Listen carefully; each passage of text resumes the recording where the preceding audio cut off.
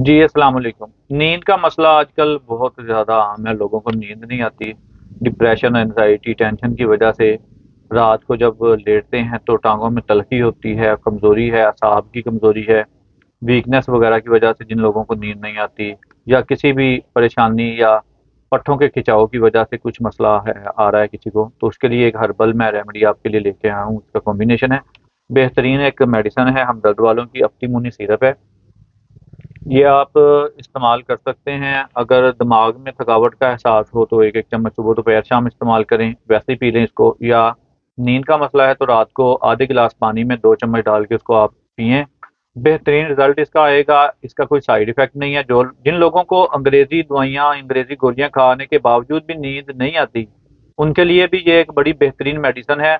मीठा सिरप है, ये बच्चे भी इस्तेमाल कर सकते हैं, जो पढ़ने वाले बच्चे हैं, जिनको दिमागी कमज़ोरी या थकावट का एहसास रहता है। आप उनको ये इस्तेमाल करवाएँ, आपको बेहतरीन इसके रिज़ल्ट्स मिलेंगे। 1-1 चम्मच सुबह दोपहर शाम दें उनको, और बच्चों को 1-1 चम्मच सुबह दोपहर शाम छोटा जो है चाय वाला वो इस्तेमाल कराएँ, बेहतरीन रिज़ल्ट आपको मिलेगा। शुक्रिया।